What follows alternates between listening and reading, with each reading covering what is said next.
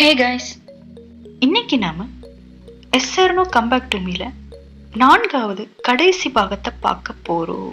நான் ஏற்கனவே சொன்ன மாதிரி இந்த கதையை நான் கிம் சொல்ற மாதிரி தான் சொல்லிட்டு இருக்கேன். இப்போ வாங்க வீடியோக்குள்ள போகலாம். நான் ஸ்டார்டிங்ல சொன்ன மாதிரி கம்பேரிசன், அந்த ஒண்ணை எப்பவும் காதல்ல மட்டும் பண்ணவே கூடாது. ஏன்னா அந்த ஒண்ணு ஒரு பர்சனோட எந்த குணம் நம்மளை ஈர்த்து நம்மளை காதல் வசப்பட வச்சதோ அந்த குணத்தையே மறக்க வச்சிரும். நான் அவ்வளோ நாள் எனக்கு எம்ம பிடிச்சிருக்கு, ஸோ நான் அவ கூட டைம் ஸ்பெண்ட் பண்ணிட்டு இருக்கேன் அப்படின்னு நினைச்சிட்டு இருந்தேன். பட் நான் எம்மு கூட பழகி பாயை கம்பேர் பண்ணிட்டு இருந்திருக்கேன்னு அப்பதான் புரிஞ்சது. அன்னைக்கு பாய், ஒருவேளை நீ எம்ம மீட் பண்ணாம இருந்திருந்தா நான் பண்றதுல உனக்கு தப்பா தெரிஞ்சிருக்குமா அப்படின்னு கேட்டேன். அது ஒரு சரியான கேள்வி. அவ கேட்டுட்டு போனதுக்கு அப்புறம் அந்த கேள்வி மட்டும்தான் என் தலைக்குள்ள ஓடிட்டு இருந்தது.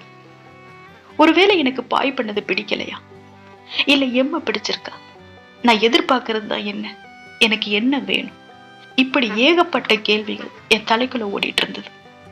சரி, எந்த கேள்விக்கு நம்ம பதில் சொல்ல வேண்டாம் அப்படின்னு நான் மறுபடியும் எம் கூட டைம் ஸ்பெண்ட் பண்ண ஆரம்பிச்சேன். பட் பாயோட ஞாபகங்கள் நான் பண்ற ஒவ்வொரு விஷயங்கள்லையும் என்னை துரத்த ஆரம்பிச்சது. எம் என்ன நல்லா கேர் பண்ணி என்ன நல்லா பார்த்துக்க ஆரம்பிச்சான். ஆனா என்னால சந்தோஷப்பட முடியல. எனக்கு சாப்பாடு கொடுத்தா நான் பாய்க்கு சாப்பாடு பண்ணி கொடுத்ததுதான் எனக்கு ஞாபகம் வந்துச்சு. அவ கூட வெளியே போன பாயை விட்டுட்டு ஜேன் கூட வெளியே போனது ஞாபகம் வந்துச்சு. எனக்கு நான்வெஜ் சாப்பிட கொடுத்தா பாய் ரோஸ்டட் சிக்கனை ஆவலா பார்த்தது எனக்கு ஞாபகம் வந்துச்சு. சரி, மரத்துல ஏறி ஒர்க் பண்ணலாம் அப்படின்னு நினைச்சா பாய் மரத்தை அளவு எடுத்துக்கிட்டே புலம்புனது ஞாபகம் வந்துச்சு. செடிகள்ல கூட்டுப்புழுவை பார்த்தா அதை வளர்த்து வண்ணத்து பூச்சியாக்கணும் போல இருந்தது.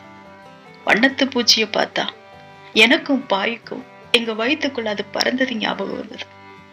ஃபைனலா ஒரு நாள் நானும் எம்மும் ஒர்க் பண்ணிட்டு இருக்கும் போது ஒரு மரத்துல இலைய பறிக்க வேண்டியிருந்தது.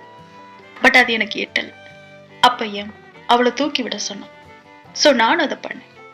பட் அந்த டைம் என் பாக்கெட்ல இருந்த பட்டர்ஃப்ளை செயின் கீழே விழுந்தது. அந்த செகண்ட் நான் எம்ம விட்டுட்டு அந்த செயினை பிடிக்க போனேன்.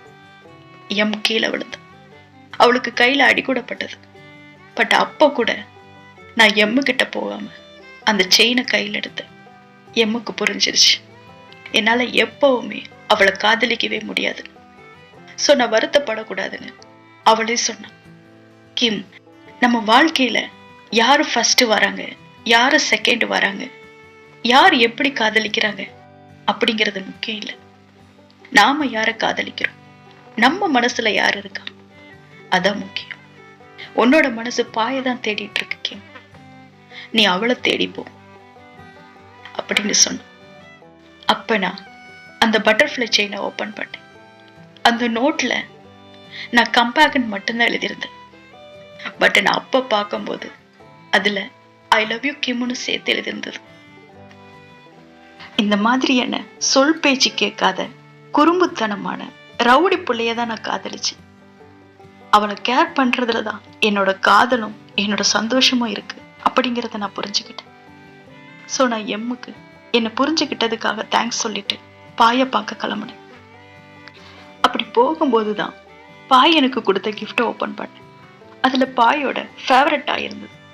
கூடவே ஒரு நோட்டும் இருந்தது. அதுல தூங்க போறதுக்கு முன்னாடி என்னோட மூக்கல ஒரு முத்தம் கொடு அப்படின்றது. நான் அப்பவே கொடுத்தேன். நான் கொடுத்ததுமே அதுல இருந்து பாயோட வாய்ஸ் ரெக்கார்டிங் கேட்க ஆரம்பிச்சது. எனக்கு பர்த்டே விஷ் பண்ணிருது. அப்புறம் கிம், உனக்கு எல்லா சந்தோஷமும் கிடைக்கணும்டா, உன்னோட எல்லா கனவும் நிறைவேறணும் பேபி. அப்புறம் உன்னோட மைக்ரேன் இனி எப்பவுமே வரக்கூடாது. அப்புறம் என்கிட்ட எப்பவும் கோவப்படாத கிம். எனக்கு தெரியும் கிம், நான் ஒரு நல்ல காதலி கிடையாது. பட் நான் உனக்கு ப்ராமிஸ் பண்றேன், நான் இப்ப இருந்து நல்ல பொண்ணா இருக்க ட்ரை பண்ணுவேன். தேங்க்யூ ஸோ மச் கிம், என்னை காதலிக்கிறதுக்காக, அப்புறம் என்னை நல்லா பார்த்துக்கிறதுக்காகவும். ஐ லவ் யூ கிம் அப்படின்றது. அந்த டாயை ஹக் பண்ணிக்கிட்டே நான் போனேன். நான் 2வது முறையா பாய் வீட்டு முன்னாடி போய் நின்னேன். பாய் மேல இருந்து என்ன பார்த்தேன். அவங்க அம்மாவும் என்ன பார்த்தாங்க. பட் ஒருத்தர் கூட கீழே வரல. எனக்கு தேவைதான். நான் பண்ணது தப்பு தானே. பட் அன்னைக்கு பாய பார்க்காம நான் கிளம்ப கூடாது அப்படின்னு மலையிலேயே நின்னுட்டு இருந்தேன். அன்னைக்கு நேரம் ஆக ஆக பாய் அம்மா கூட எனக்காக பாய் கிட்ட பேசினாங்க. எவ்வளவு நேரம் நீ இப்படி இருக்க போற, கிம்மு கிட்ட போய் பேசு, அவளை எவ்வளவு நேரம் மலையில நிக்க விடுவ அப்படின்னு கேட்டாங்க. அதுக்கு பாய், யாரும் வயசாகி சாகுற வரலாம் மலையில நிக்க மாட்டாங்கம்மா அப்படின்னு சொன்ன. பட் ரொம்ப லேட் ஆனதுக்கு அப்புறமும் நான் போகாததை பார்த்து பாய் கீழே இறங்கி வந்தவ நீ போயிருக்க, இங்க நிக்கிறதுல எந்த பிரயோஜனமும் இல்லை அப்படின்னு சொன்ன. அப்பனா எனக்கு இன்னொரு வாய்ப்பு கொடுப்பாய் அப்படின்னு கேட்டேன்.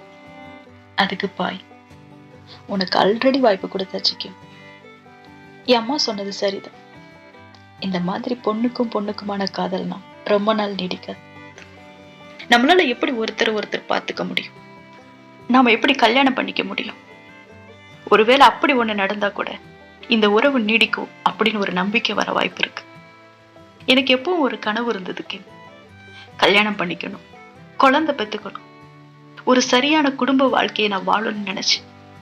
பட் நான் ஒன்ன தேர்ந்தெடுக்கும் போது என்னோட கனவு எதுவுமே எனக்கு பெருசா தெரியல.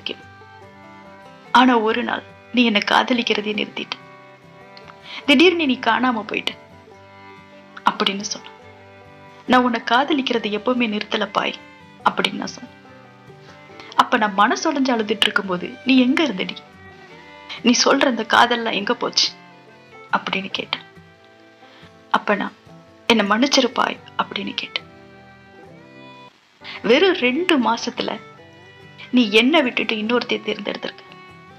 இதே தப்ப நீ திரும்பவும் பண்ண மாட்ட அப்படிங்கிறது என்ன நிச்சயம்? நம்ம காதல் நீடிச்சிருக்குங்கிற நம்பிக்கைய உன்னால எப்படி எனக்கு கொடுக்க முடியும்? தயவு செய்து போயிருக்கேன், நம்ம காதல் முடிஞ்சது அப்படின்னு சொல்லிட்டு போனான். ஆமா, நான் தப்பு பண்ணது உண்மை.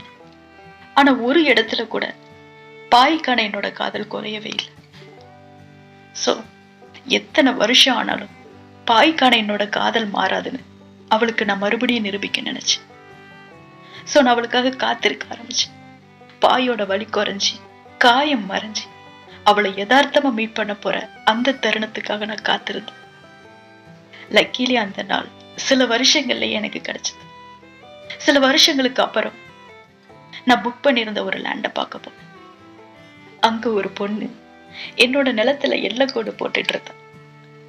வேற யாரு போடுவா? அவளே தான். நாங்க 2 பேருமே ஒரே இடத்த தவறுதலா 2 புரோக்கர் மூலமா புக் பண்ணியிருந்திருக்கோம். பட் பாய்க்கு அந்த இடத்த விட்டு கொடுக்க விருப்பம் இல்லை. அதான் அந்த எல்லைக்கோடு. என்னை பார்த்தது ஒரு நிமிஷம் பார்த்துட்டே இருந்தேன். அப்புறம் நான் பார்த்து ரொம்ப நாளாச்சுல பாய், நீ இப்பவும் பார்க்க ரொம்ப அழகா இருக்க பாய் அப்படின்னு சொன்ன. அவ உடனே தேங்க்ஸ் அப்படின்னு மட்டும் சொன்ன. அப்பா உன்னை பத்தி அடிக்கடி கேட்பாங்கம்மா, உன்னை அவர் ரொம்பவே மிஸ் பண்ணிட்டு இருந்தாரு அப்படின்னு சொன்ன. அப்ப பாய் லைட்டா ஸ்மைல் பண்ணிக்கிட்டே, இப்பெல்லாம் நீ பொண்ணு மாதிரி இருக்க ட்ரை பண்ற போல, லாங் ஹேர்லாம் வச்சிருக்க அப்படின்னு கேட்டேன். உடனே நீளமான முடி இருக்கிற பொண்ணுங்கெல்லாம் ரொம்ப ஹாட்டானவங்க அப்படின்னு என் கேர்ள் ஃப்ரெண்டு சொன்னான். அது மட்டும் இல்லாம அவளுக்கு நான் நீளமான முடி வச்சுக்கணும் அப்படிங்கிறது ஆசை. சோ நான் அவளுக்காக வளர்த்துருக்கேன் அப்படின்னு சொன்னேன். நான் கேர்ள் ஃப்ரெண்டுன்னு சொன்னதும் பாயோட முகம் மாறுறதை நான் கவனிச்சேன். சோ நான் உடனே, என் கேர்ள் ஃப்ரெண்ட் ரொம்ப கியூட்டா இருப்பா தெரியுமா, என்ன கொஞ்சம் கோபக்காரி, கொஞ்சம் சுயநலவாதி, ஆனா ரொம்ப ஸ்ட்ரிக்ட். பட் நான் அவளை ரொம்ப காதலிக்கிறேன். ஒருவேளை நான் அவளோட சாஃப்டான இதயத்தை காதலிக்கிறேன்னு நினைக்கிறேன் அப்படின்னு சொன்னேன். நான் அப்படி சொல்ல சொல்ல பாயோட ஒரு ரியாக்ஷன் மாறிட்டே இருந்தது. கடைசியா, இப்ப என்ன ஆணிக்கு இதெல்லாம் நீ என்கிட்ட சொல்லிட்டு இருக்க அப்படின்னு கேட்டேன். அப்புறம் ஐயோ அவசரப்பட்டு கோபப்பட்டோமோ அப்படின்னு நினைச்சிட்டு, ஓகே சூப்பர், நீ யாருக்காக வேணாலும் உன்னோட கூந்தலை தாராளமா வளர்த்துக்கலாம், அதுல எனக்கு எந்த ப்ராப்ளமும் இல்லை அப்படின்னு சொன்ன. அப்ப நான் சிரிச்சுக்கிட்டே, என்னை கல்யாணம் பண்ணிக்கிறியா பாய் அப்படின்னு கேட்டேன். அதுக்கு பாய், நீ என்ன முட்டாளா, நீ என்ன நினைச்சிட்டு இருக்க கிம் அப்படின்னு கேட்டேன். அதுக்கு நான், பாய் சில வருஷங்கள் ஆயிப்போச்சு, பட் இப்போ என் மனசுல நீ மட்டும்தான் இருக்க பாய். இந்த வருஷங்கள்ல நான் உன்னை பார்க்கவே இல்லை பாய். பட் உன்னை பத்தி தெரியாததுன்னு எனக்கு எதுவுமே இல்லை பாய். நீ இப்பெல்லாம் கோவப்படும் போது சூடான பால் குடிச்சிட்டு இருக்க என்ன மாதிரி. ஒவ்வொரு நாள் நைட்டும் சரியா 8 மணிக்கு உன்னோட போன் எடுத்து பார்த்துட்டு இருக்கு. எனக்காகத்தானே. நானும் உன்னை பத்தி மட்டும்தான் யோசிச்சுட்டு இருக்கேன் பாய். உனக்காக தான் பாய் நான் ஹேரை க்ரோ பண்ணிக்கிட்டேன். என் வாழ்க்கையில ஏதாவது ஒரு அதிசயம் நடந்து உன்னை பார்க்கிற நாள் வரும்போது நீ ஆசைப்பட்டதை நான் பண்ணிருக்கேன்னு உனக்கு காட்ட நினைச்சேன் பாய். நான் உன்கிட்ட ஒண்ணு சொல்லணும் பாய். நீ அன்னைக்கு சொன்ன மாதிரி என் மனசுல ஒரு சலனம் ஏற்பட்டது உண்மைதான் பாய். பட் நான் எம்ம காதலிக்கல பாய். என்ன நம்பு. என்னோட காதல் அப்பவும் சரி இப்பவும் சரி உனக்கு மட்டும்தான் சொந்தம் பாய். அன்னைக்கு நான் முட்டாளா நடந்துக்கிட்டேன் பாய். அப்புறம் நான் உங்ககிட்ட இன்னொன்னு சொல்லணும் பாய். நம்ம காதலுக்கு எதுக்காக பாய் லீகல் மேரேஜ் எல்லாம் தேவைப்படுது? சட்டப்படி கல்யாணம் பண்ணிக்கிட்டவங்க ஏன் குழந்தை பெத்தவங்க கூட பிரியறது இல்லையா பாய்? நான் ஒத்துக்கிறேன் பாய். நாம பிரிஞ்சதுக்கு நான் தான் காரணம். அது என்னோட தப்பு தான். அன்னைக்கு நீ கேட்ட கேள்வி அந்த நிமிஷமே என்னை உணர வச்சிருச்சு பாய். நான் பண்ணது தப்புதான் பாய். பட் நான் எல்லாத்தையும் சரி பண்ணணும்னு நினைக்கிறேன் பாய். என்னோட மொத்த வாழ்க்கையும் உன் கூட வாழ்ந்து என்னோட காதலை உனக்கு நான் நிரூபிக்கணும்னு நினைக்கிறேன் பாய். எனக்கு இன்னொரு வாய்ப்பு கொடுப்பியா பாய்? உன்னை நான் ரொம்ப காதலிக்கிறேன்டி. என்னால உன்னை காதலிச்ச மாதிரி இனி எப்பவும் வேற யாரையும் காதலிக்க முடியாதுப்பா.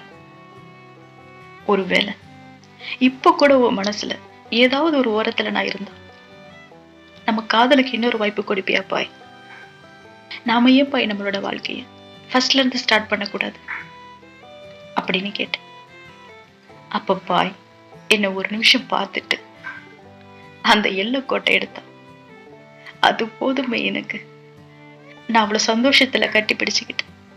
அப்ப அவ என் தோல்ல அழுதுகிட்டே என்னை கட்டி பிடிக்கிறதுக்கான பர்மிஷன் நான் இன்னும் உனக்கு கொடுக்கலடி அப்படின்னு சொன்னான். அதை நானே எடுத்துக்கிட்டேன் பாய் அப்படின்னு சொல்லிட்டு உன்னை நான் ரொம்ப மிஸ் பண்ணேன் பாய் அப்படின்னு சொன்னேன். அப்ப அவ இனிமே நான் உன்னை எங்கேயுமே போக விட மாட்டேன் கிம் அப்படின்னு சொல்லி என்னை கட்டி பிடிச்சு அழுதுட்டு இருந்தேன். சோ லக்கிலி நான் என்னோட காதலை மறுபடியும் அடைஞ்சேன். அதுக்கப்புறம் பாய் எனக்கு அந்த பட்டர்ஃப்ளை செயினை கொடுத்தா. என்னை விட்டுட்டு போலாமா இல்ல வேண்டாமான்னு உனக்கு ஒரு தயக்கம் வரும்போது இதை ஓபன் பண்ணி பாரு கிம் அப்படின்னு சொன்னான். நானும் ஆசையா அதை வாங்கிக்கிட்டு அதுல என்ன எழுதியிருக்க பாய் அப்படின்னு கேட்டேன். செத்துரு அப்படின்னு எழுதியிருக்கேன்னு சொன்னான். அப்ப நான் சிரிச்சுக்கிட்டே அப்படி ஒரு நாள் வராது பாய் அப்படின்னு சொன்னேன். சோ இப்படியே எங்களுடைய காதல் பயணம் அதே குறும்புத்தனத்தோட தொடர்ந்துச்சு. இதோட எஸ்ஆர்னோ கம்பேக் டு மீ மூவி முடியுது. Thank you all guys. மீண்டும் ஒரு நல்ல பயணத்தில் சந்திக்கலாம். இது ஜோதாவி திரை தேடிய பயணம். தேங்க்யூ.